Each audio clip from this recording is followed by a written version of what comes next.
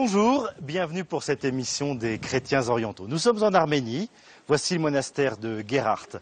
C'est l'un des rares monastères qui est resté ouvert pendant la période soviétique. Malgré tout, l'ensemble de ces moines a été obligé de quitter la vie monastique, sauf un qui est resté ici. Alors aujourd'hui, je vous propose de découvrir l'histoire de l'église arménienne pendant toute cette période, ce martyre, mais surtout de voir comment elle renaît, comment est-ce qu'elle se reconstruit après ces années noires.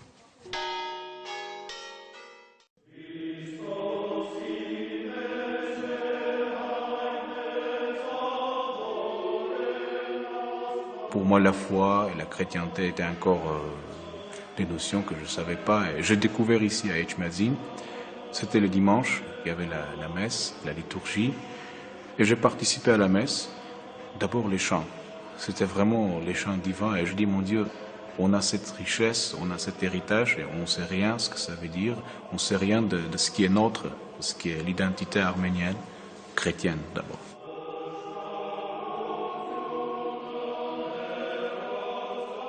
Comment est-ce que vous avez eu la vocation de devenir prêtre?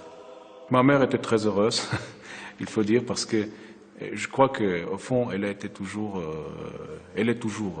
croyante. Mon père, il se doutait un peu parce que, vous savez, c'était un homme qui travaillait dans l'usine communiste. À cette époque, dans les usines communistes, il y avait une mission spéciale par les collaborateurs du parti communiste, de faire les gens les vrais communistes, c'est-à-dire leur expliquer les principes et, disons, entre guillemets, la foi et la doctrine du parti. Alors, c'était un homme qui connaissait assez bien la théorie et l'idéologie communiste. Donc, pour lui, c'était une surprise de découvrir que son fils va devenir, pas prêtre forcément, mais il va faire ses études au séminaire. Ce que j'ai découvert vraiment, c'était que dans l'âme de chaque Arménien, il y a cette bougie, disons, cette cierge de la foi chrétienne, et il faut l'allumer simplement, c'est tout.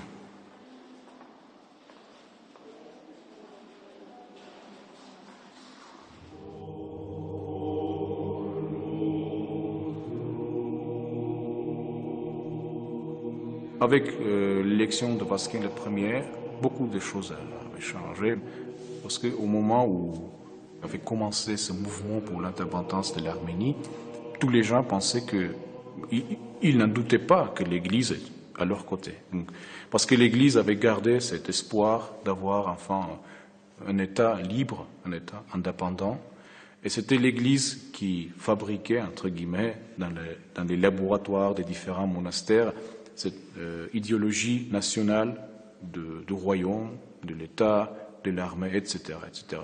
Au niveau de la foi, c'était pas encore clair parce que les gens qui voulaient que l'Arménie soit indépendante, c'était les gens des anciens communistes qui avaient vraiment réalisé que le communisme ne peut plus continuer comme une idéologie dominante.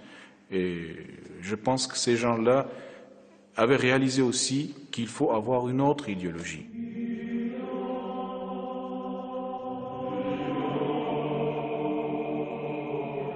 Vasquin Ier, c'est vraiment l'homme qui aura permis la renaissance de l'Église.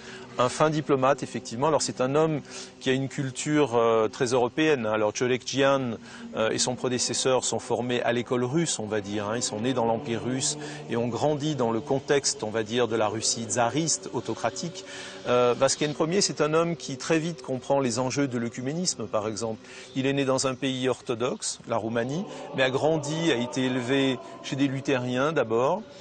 Et puis il y aura Vatican II, où on envoie les premiers observateurs, et Vatican II, c'est l'ouverture et la reprise des liens avec l'Église catholique. Donc Vasquin Ier est à la fois le bâtisseur, celui qui va reconstruire l'Église de l'intérieur, mais c'est aussi un grand voyageur, c'est-à-dire que c'est le premier catholicos qui va sortir des frontières de l'Union soviétique pour aller au-devant de ce qui est désormais une réalité. D'ailleurs, il le dit très vite, il dit « la diaspora est désormais une réalité ».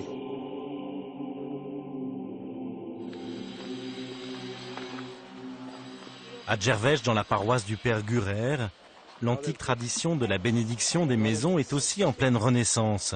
Véritable rassemblement de la famille autour du curé.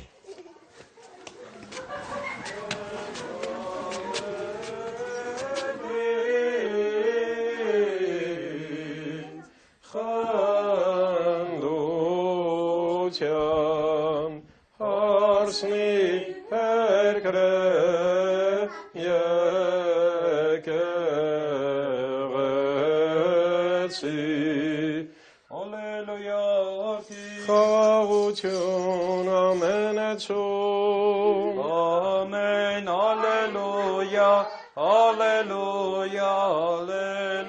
Օրտնեսին և սրբեսին ջուրս հացս աղս այս նշանավ Սուրբ խաչիս և սուրբ ավետարանաս և աղուրը շնորհիվ անվան փոր և որդվո և օգուն Երբ ես հավատքի եկա, մի ընկեր ունեի À l'époque de ma conversion, j'avais un ami. Je lui ai parlé de Dieu, de la foi. Il m'a regardé la mine ahurie. On disait à l'époque que la foi équivalait aux ténèbres. Il ne cessait de me répéter « Et c'est toi, un homme possédant une formation universitaire, qui me parle de tout cela ?» La foi était alors une question qui ne pouvait intéresser que les illettrés et les êtres les plus frustres. C'était évidemment le fruit de la propagande soviétique.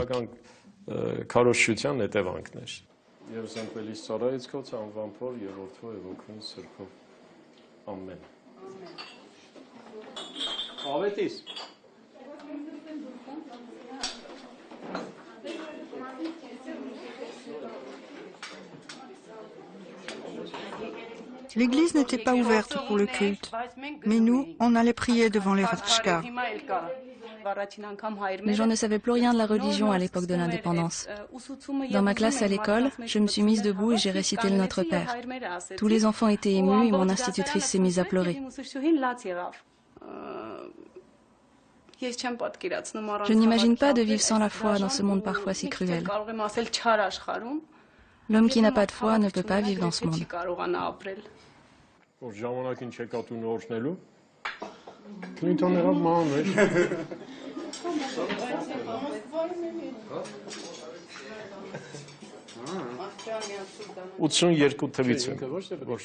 Je suis devenu chrétien en 1982. L'un de mes amis, un physicien très actif, a eu un grand rôle. Il avait étudié toutes les religions de l'Inde, Krishna et les autres. C'était à la fois un érudit, un patriote, un démocrate et un bon connaisseur de l'histoire. Il vint un jour à la maison, j'étais marié. Ma femme et moi ressentions de vagues sentiments religieux. Nous étions convaincus de l'existence de formes, de force, de puissance. Nous étions très unis et très en phase sur ces questions. Un jour, il vint avec un évangile sous le bras en nous déclarant « J'ai trouvé tout ce que je cherchais depuis que j'existe ». Il nous parla ensuite de Jésus et de son enseignement. Lorsque le terrain est prêt, il suffit de l'ensemencer. Je peux affirmer que nous concernant, le terrain était prêt.